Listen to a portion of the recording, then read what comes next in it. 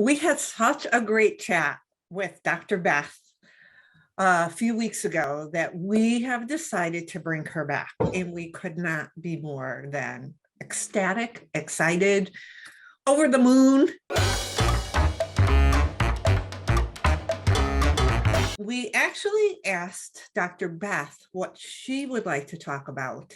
What is one of the most common things that she's asked about? And I'm going to say the easy term because she has the long term, and that's burnout. But I'm going to turn it over to Dr. Beth. I'm going to let her give you the long term, and we're just going to start doing some deep dives into it. So Dr. Beth, thank you for returning. Welcome back. Thank you. I'm very excited to be here. It's always such a fun time with you beautiful ladies. So burnout, which is also known as adrenal dysregulation, so just meaning that your adrenal glands that sit on top of your kidneys are not functioning exactly the way that they should be, right? And this happens a lot of times in our environment. I mean, we have the pandemic going on.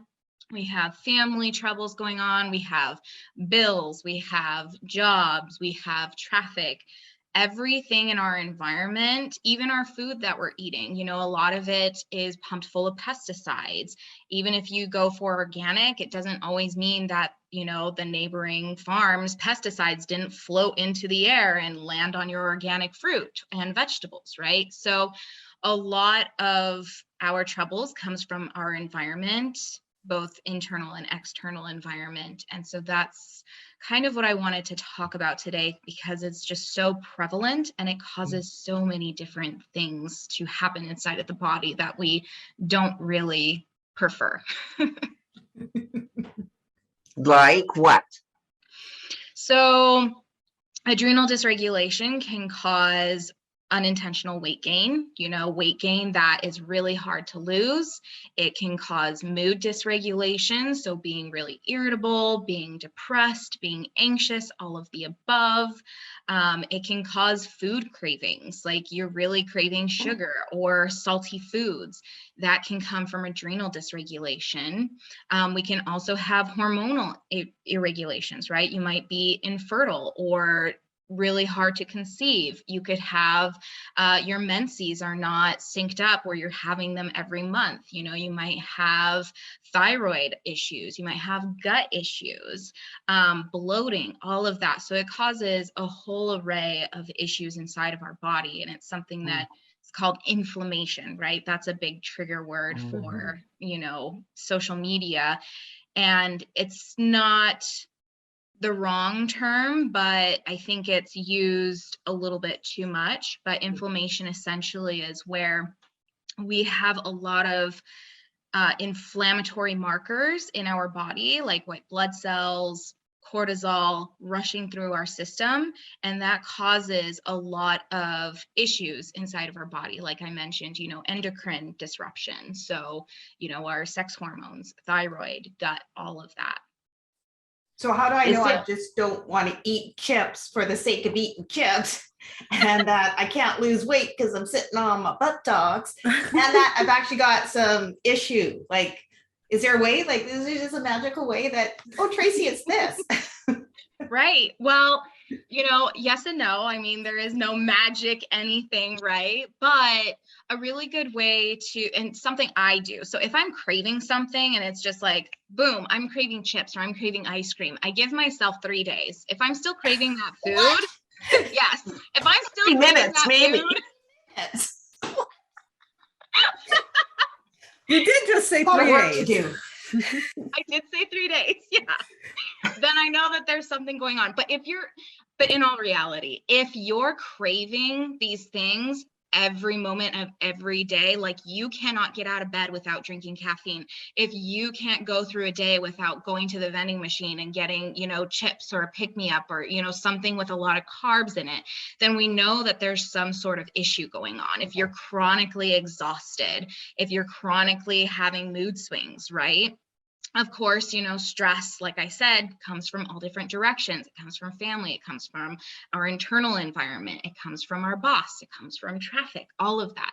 So if you're craving things every single day, if you don't have the energy to even, you know, get out and go for a walk, then we really need to look and see what's going on hormonally to see why you're experiencing that.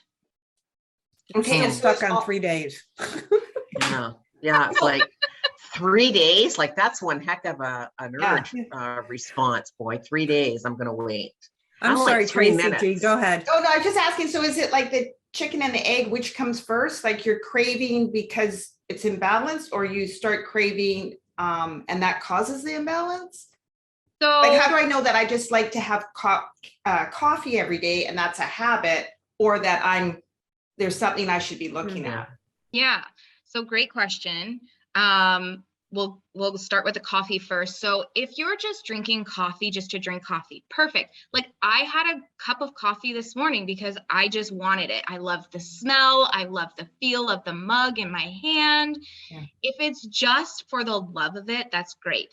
If you cannot go a day without drinking coffee because you don't have energy, that's where we see that there's an issue. But if you can go a couple days and you're like, oh, I don't need coffee, I just drink it because I want to, then, you know, that's just drinking it because you enjoy it and your adrenals are perfectly happy. But if you cannot go a day without drinking coffee because you need it for the energy, then there's something deeper going on. As far as the cravings go, right? Like I get random cravings every now and then, but if I'm chronically craving them, like, you know, okay, every single day at a certain time, I need chips or I need salt or sugar, something to like pick me up, right? To increase my energy for the day, that also shows that there's something wrong, right? Like there's nothing wrong with being like, you know what, I want a bag of chips. But if you need the bag of chips to give you energy, then that's where the issue is, instead of, you know, want versus need, if that makes more sense. Yes. Okay. So how do you start this now you're realizing these things, you're starting to become aware of it, but now how do you pull that apart to understand, is this just a bad habit I have? At 3 o'clock, I hit the vending machine to get those M&Ms or those things, or this is really a craving within my body? That's a great question. And it kind of goes back to our last interview where we talked about journaling. So journaling isn't just, you know, for our internal thoughts. It can actually be really good. What I do with a lot of my clients, with some of my patients, is I have them write down a food diary. Everything they eat goes in that diary. How they feel before they eat, after they eat, how they slept. All of that gets written down so that they can start to track patterns. Are they craving something because they just want it or because they need it? Are they going to that vending machine because they're bored and they want to get up from their desk and they're like, I just need a break? Then that's different, right? But then also seeing, okay, what's happening before I get that, you know, bag of chips or cookies? Is it I'm really exhausted and I'm craving something to kind of get me some energy to get me through the rest of the day? Or is it, nope, I need a break, I'm going to go get myself a treat, right? Can you, instead of going to the vending machine, can you just go outside, walk around the office? Can you do something that's not food related? And from there, we can start to see a pattern.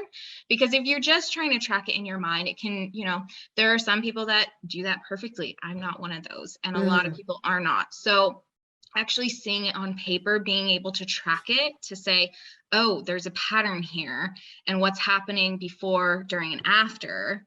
And that is where we can see and decipher, is it out of boredom or is it really you're craving something because your body's missing the nutrients? And a reason why we have cravings is because our adrenal glands, which again, they sit on top of our kidneys, they eat up a lot of our minerals. So things like magnesium, that is, if we're constantly stressed, that's going to be something that your adrenal glands are going to eat up the fastest. So a lot of us are magnesium deficient because we are so stressed out.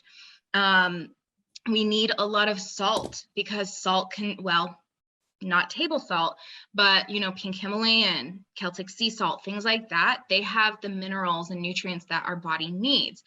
Traditional table salt is just got salt and iodine in it, right? There's nothing nutritional about it.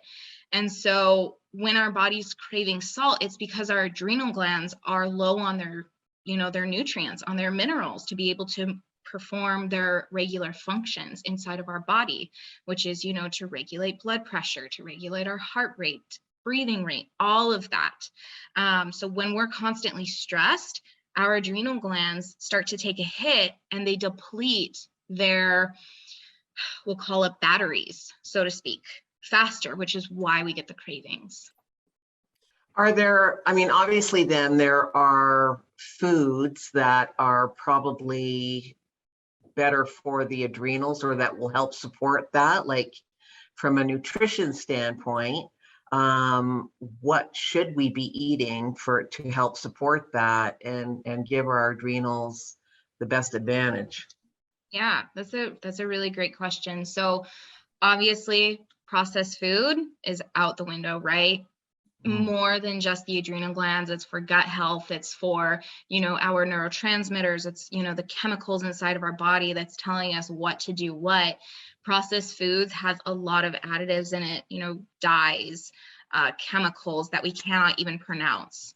Like, we should not be consuming these things. I mean, I'm not perfect. I definitely do. And probably had some nacho cheese sauce yesterday, but, we won't go into that. Right. So, but really maintaining like I said, last time we had an interview, about a 90 to 10% ratio of, what I'm eating. So 90% of the time I'm eating raw fruits and vegetables. Obviously I cook them, right, to give them a little bit of life. But then 10% of the time I allow myself to eat ice cream and, nacho cheese with some, chips and things like that. So really focusing on, our fruits and vegetables, protein, using sea salt, Himalayan sea salt, Celtic sea salt, Hawaiian sea salt, all of that, because it actually contains, the electrolytes that our body needs in order to regulate our, blood pressure and hydration levels. Obviously, drinking half your body weight in ounces of water is really important because it's going to help flush out toxins from the liver and kidneys. And it's going to help us just to stay hydrated because, a lot of times when we're dehydrated, we might have exhaustion. Right. And so really making sure that we're hydrated, we're getting those really good foods is going to be really beneficial to support the adrenal glands. And every now and then, depending on where clients are, I might also support their body with herbs, because there's a lot of different herbs that hit on different parts of the body. And I think this is why I just really love herbal medicine, is because some herbs might really focus on respiratory or the, cardiovascular system. And a lot of them focus on more of the adrenal glands, and those are called adaptogens. So they help us to adapt to stress. They help support our adrenal glands. So really depending on where the client is, we might add that in as well. So is it good for, like, just as a good practice to be taking supplements for your adrenals? Like you said, magnesium, like, should we just be doing that kind of stuff? So definitely making sure that you're working with your, functional practitioner is really important. Also with a lot of supplements, you might not notice a difference, and that's really because of the quality of supplements. Unfortunately, the FDA does not regulate supplements, which is not always a good thing, right? Like, the FDA has, everybody has their issues with the FDA. What would be beneficial for the FDA is that it's, making sure that every product is actually containing what it says it does. So if you go to places like Walmart or Costco, things like that, the ingredients in there, they might say, oh, you get, however much of B12, but you're probably not even getting that much B12 in that product because it's just packed full of, anti-caking ingredients and things that bond it together. So really making sure that you're going to a company that does third-party testing to make sure that their supplements and herbs are what they say that they are, that they contain what they do, and that the amount that you're getting is the actual amount that you're getting. So yes, supplements can be really helpful, but it's not the only thing, right? And I also like to treat food as medicine. Now, there is an issue because a lot of our soil has been depleted of minerals. So that's why supplements are sometimes beneficial, because we have depleted our ground so much that the nutritional value of our food is not what it used to be. Mm, That's a nice. Yeah. I never yeah. thought of that Actually, one.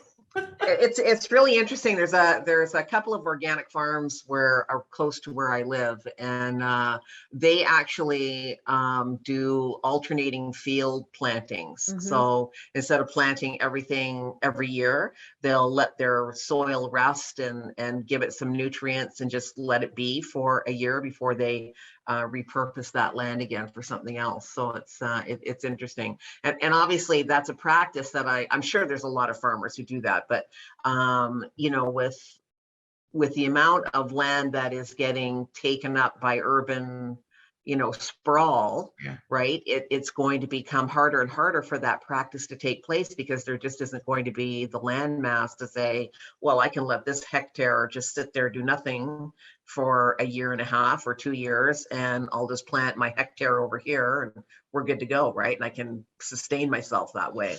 So yeah, that's really interesting. So is there is there companies that for like the supplements that you were talking about, can you name any supplement companies that are pretty reputable from their ingredient standpoint? Yeah, I can. So some supplements I really enjoy are Wise Women Herbals. They really do work on third-party testing. Another brand that I also personally like, some people don't because I think it's owned by Coca-Cola, but whatever, is Pure Encapsulations. So that's also a really good brand that I find to be really beneficial. And then there's another one that I'm blanking on, and I just took a supplement by it today, but I can give you some supplement brands and Okay, you can great. list Yeah. them. Yeah, And we'll then put them in the also show I do notes. have them available on my dispensary. So anybody can create an account and they can order through there, because I only have supplements from companies that I trust and who actually do the third-party testing. Yeah, and that's, you know, I think really important to know, because I don't think that knowledge is really that global, that, you know, you're buying B12 and it's not B12, it's, you know, it's B12, but there's, you know, a whole bunch of other stuff in it. So Yeah, a you're lot not of filler. necessarily, Mhm. not getting the micrograms that it's telling you that you're getting, right? So I think that's really good information for people to understand. Yeah, and not just is it, containing, the right amount of micrograms, but is it actually containing the most bioavailable form of that vitamin? Meaning, can your body actually absorb most or all of that supplement? And most of the times, if you go to a regular grocery store, it's not going to be bioavailable. So you might, absorb maybe a couple % of it. So it's just really throwing your money into the garbage. And so while high quality supplements are a little bit more expensive, it's more expensive to just be throwing your money down the drain on supplements that don't even do the job. Yeah. Right. Yeah. Right. I have a question. Can we go back to your 3-day thing? And not because it's 3 days. That's not it. But when we talk about the cravings, and you brought up a really good point about drinking half of your body weight in fluids, could that also, like, I've always heard the adjective, if you're hungry, have a glass of water, because you could be dehydrated, not really hungry. Could that also be part of your cravings, that your body needs the water, but it's sending a different signal to you? Absolutely. And yes, it's completely true. Like when I'm feeling hungry, I drink about 20 ounces of water before I even decide, okay, am I actually hungry? And most of the time, it's just I'm thirsty, but our brain doesn't really recognize the difference there, unless you're really, really dehydrated. And then you're like, oh my God, I need water. But at that point, you're severely dehydrated. And it's kind of, you're at that end where we don't want you to be. But absolutely, if you are dehydrated, you could have some cravings because your body's like, okay, I know that I can get electrolytes, not just from my food, but also my water. And that takes us to another point, is what kind of water are we drinking, right? Because a lot of bottled water is really just tap water with a fancy label on it. If you're drinking reverse osmosis water, making sure to put a replacement electrolytes. Like I have an RO system in my house, but I also put Himalayan pink salt, a pinch of that in my water, because RO doesn't just strip, all the bad stuff out of the water. It also strips the electrolytes too. So if you're just drinking plain RO water, you're also going to be stripping your body. It's called thirsty water. So it's going to be stripping your body of the minerals and nutrients that it needs. So really making sure that you're getting a really good type of water. And really doing your research on some bottled water, because again, it's just tap water that's got a fancy label on it. So what about the waters that, let's not talk bottled waters. Let's talk about, like, you could buy the containers with the filters in them, so they filter your tap water.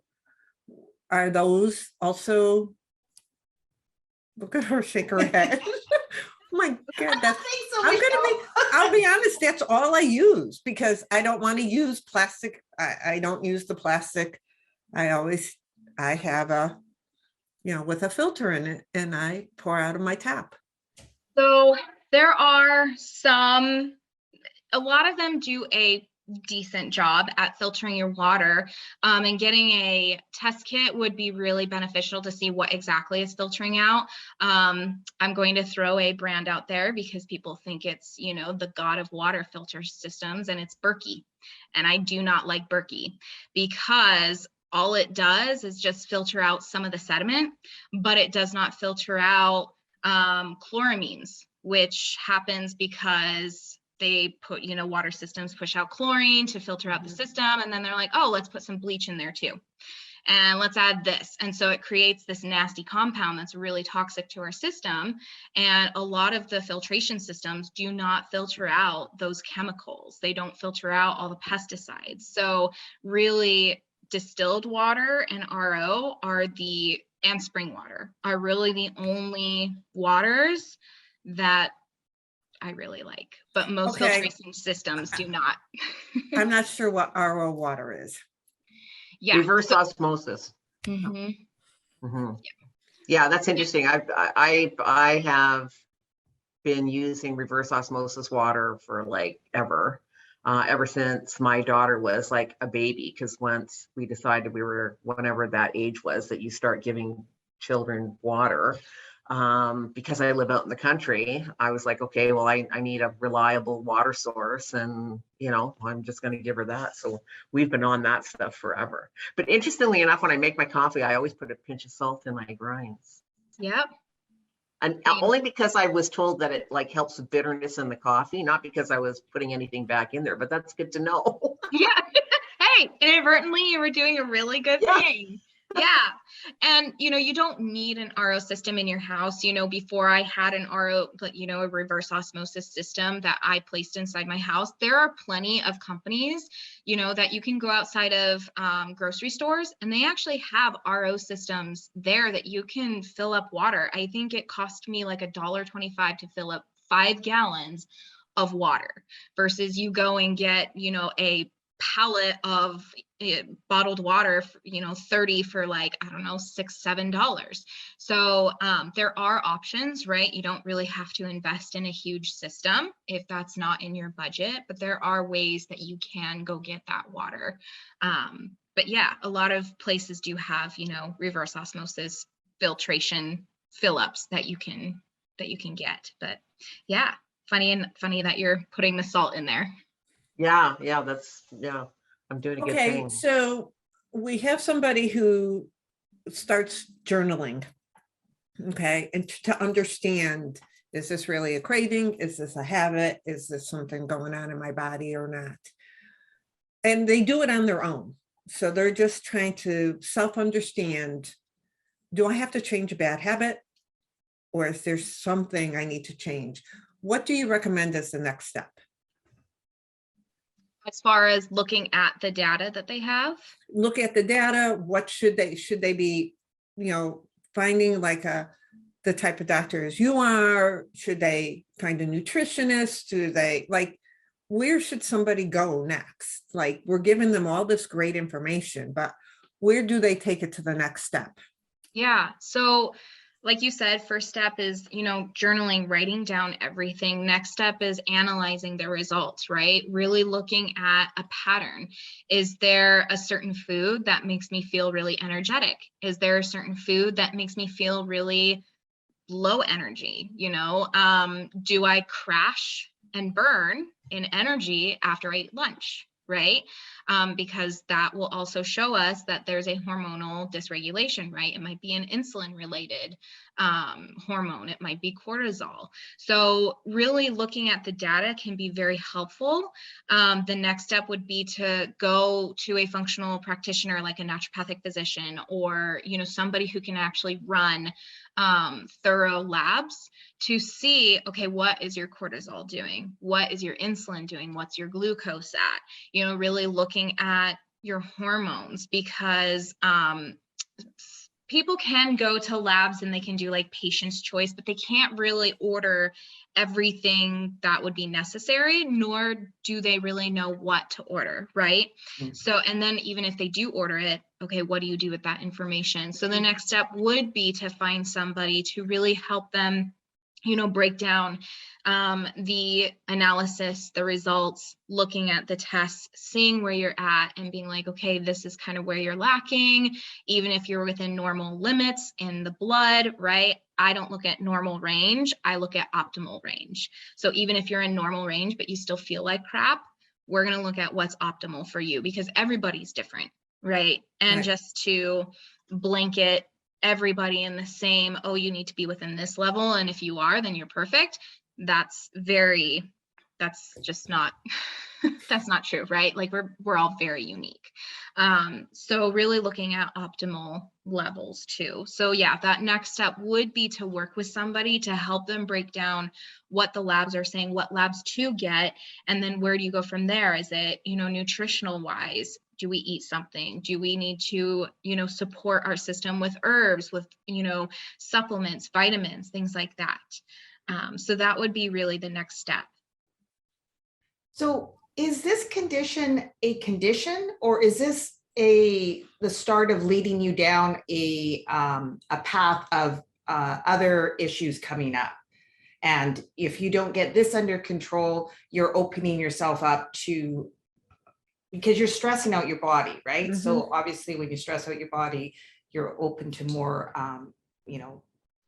worse diseases and things like that. So if we don't get this under control, are we kind of setting ourselves up for failure in our health?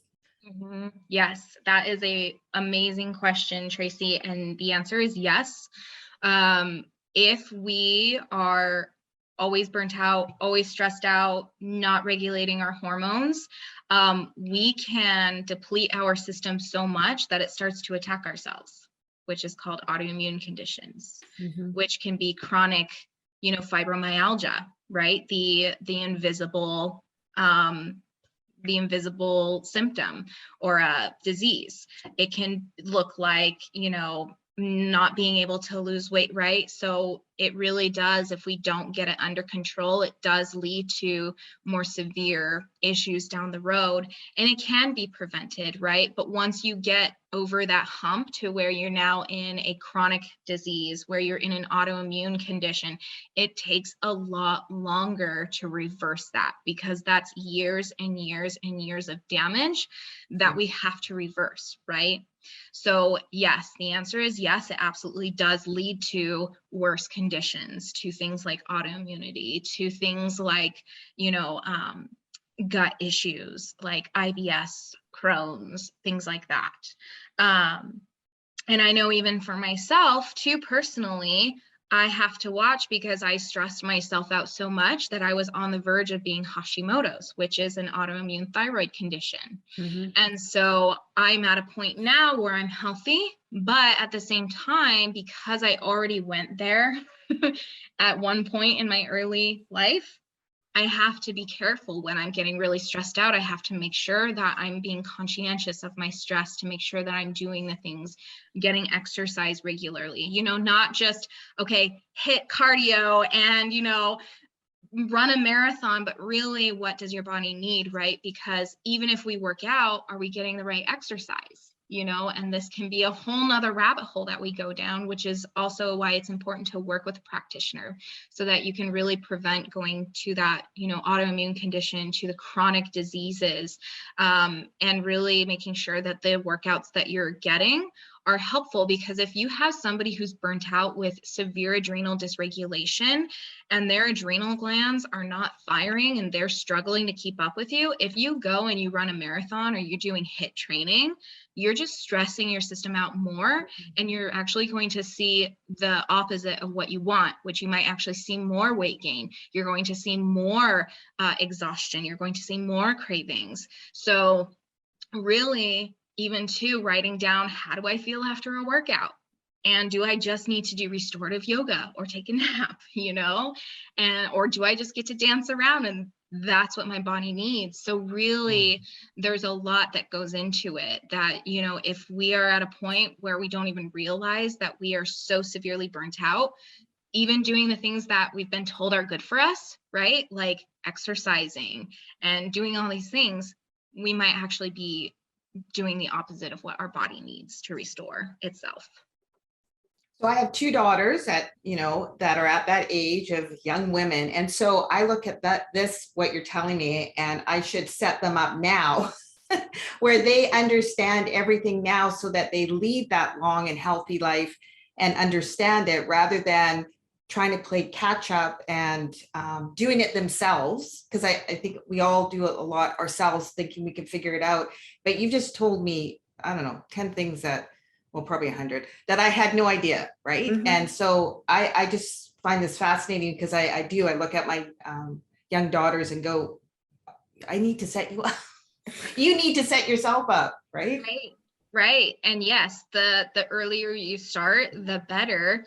Because again, like we talked about, if you go years and years and years of damaging your body, it's going to take a lot longer to reverse that, because, you know, our body keeps the score essentially. And it's going to be like, okay, nope.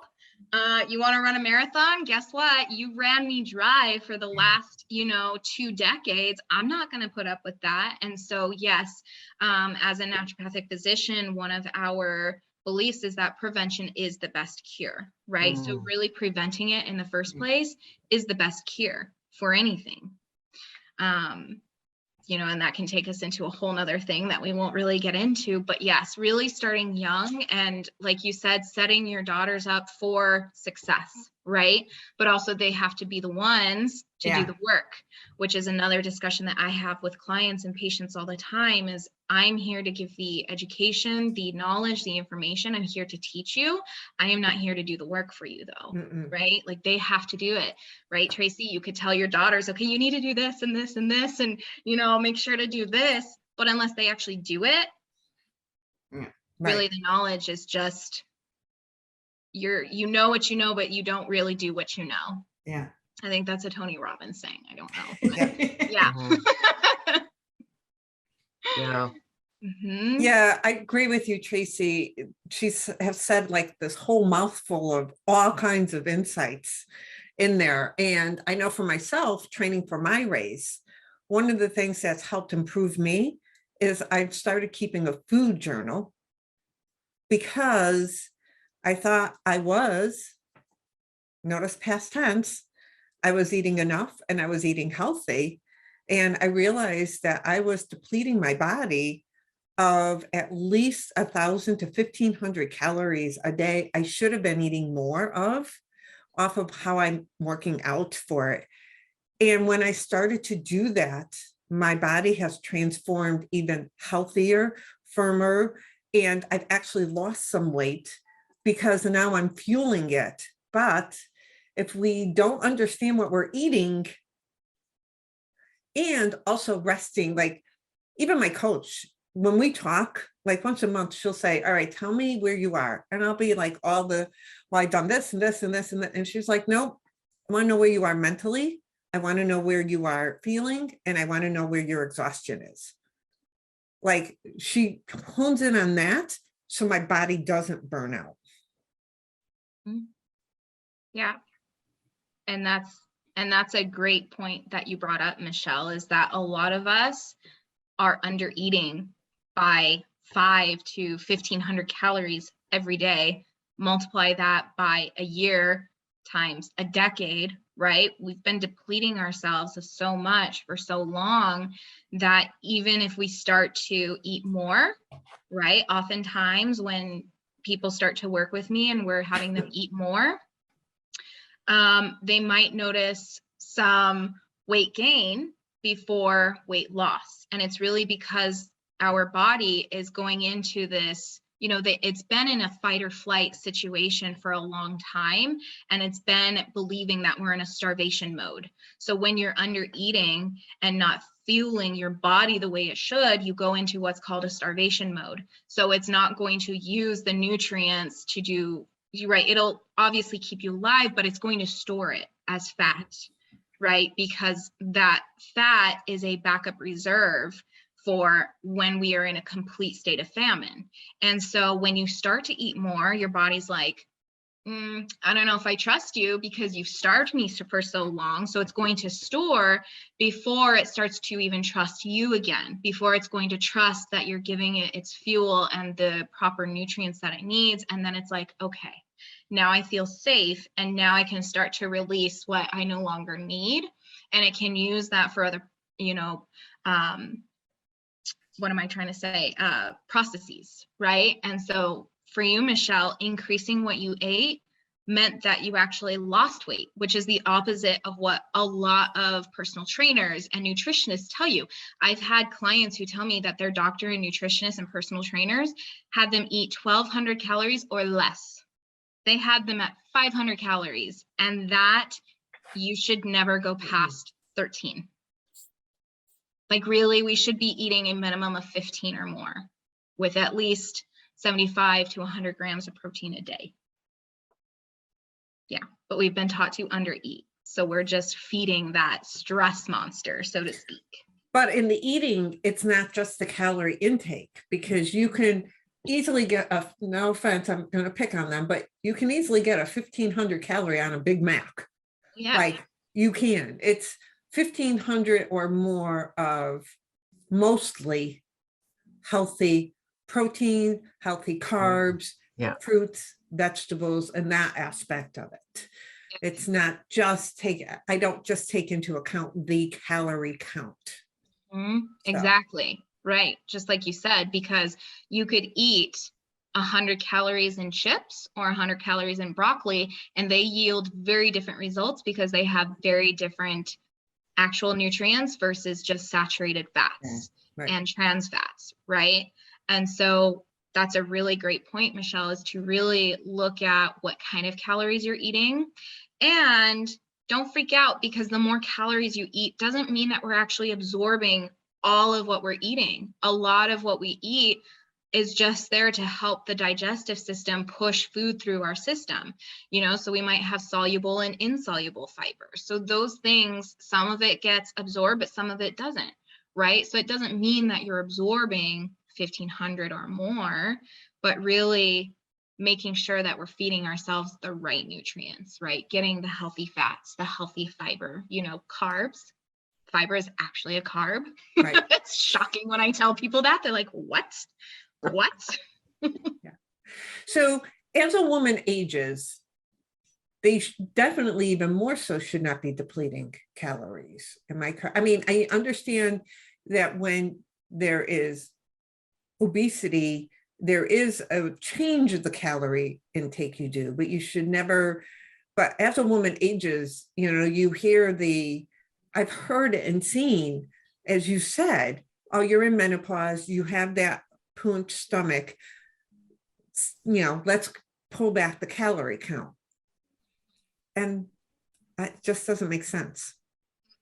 No, it doesn't. And it does not work. And it just leads to weight gain, because even though our hormones change and we're going into menopause, That does not mean that every other process in our body changes though, right? Like our metabolism really only slows down because we've been fed literally these lies of processed foods, under eating. And so when we hit menopause, the reason why a lot of women gain weight is because they went through decades of mistreating their body, not really meaning to. And so really, if we do prevention and we, get the proper exercise and we're eating the proper nutrients, your metabolism will still work, right? It's not that it's not working. That would be bad if it stopped working. So yes, we do have some changes, but it does cause more problems if you just decrease your calories because you went into menopause. Okay, so both Tracy's, pound that into your daughters. For sure. So if I understand what I need to do and I do it, I actually take action, I just don't have the knowledge. Am I sleeping better? Am I energetic? What are my benefits? Like, how am I going to feel when I have this where it should be? Like, what's the end result? I just can go through life. I have a nice, good night's sleep, like a real sleep, like all the way through. I get up. I'm not craving 100 different foods. I have the energy to go and be social and walk and do all this stuff. Is that where I get to? Yes. Yes, your perfect day. And that's really what I talk to, with future, sometimes I ask people, I'm like, what is your perfect day? What does that look like? Because it's different for everyone. Right. But like you said, yes, your sleep's going to improve, but also we need to work on good sleep hygiene, because really, if we're not sleeping, there's no way you can heal, right? We heal when we are sleeping. So really making sure that not only are we getting the right amount of hours of sleep, but are you having trouble falling asleep? Are you having trouble staying asleep? Are you waking feeling refreshed, unrefreshed? Are you groggy? So really that tells us a lot about how you're sleeping, because you might sleep like a log for 8-9 hours, but you wake up and you're groggy and you need that coffee and you're dragging and it takes you a couple hours to wake up and really get moving, versus when you have, like you said, Tracy, when you have all of this, fixed, so to speak, you're sleeping well, you wake up feeling refreshed. You don't need the coffee to get you out of bed. Like, you just jump up and you have energy. You drink it because you just want that beautiful smell and nice warm cup to hold in your hand, right? To go listen and watch the birds play.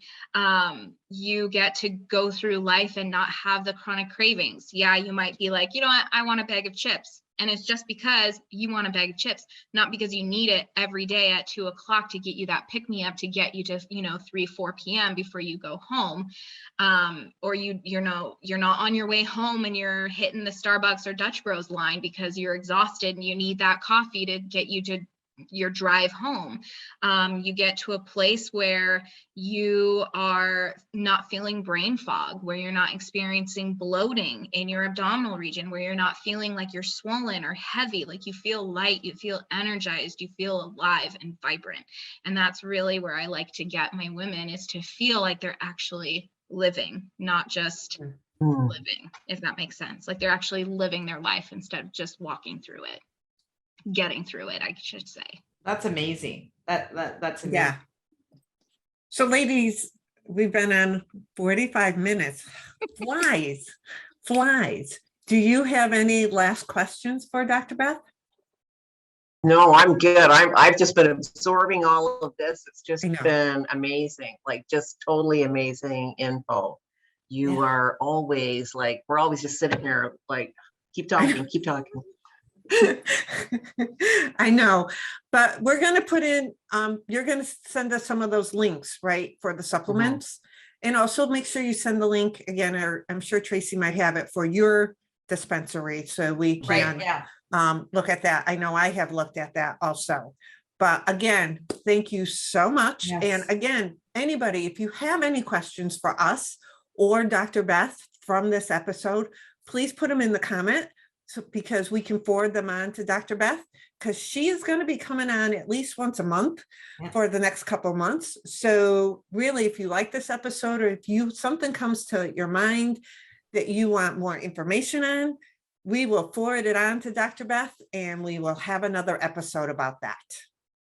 Yay. I'm so excited to come back. I just love you ladies. It's always a good time, and it does just fly. I mean, we were on for a long time last time, and I'm like, oh, 45 minutes. That was easy.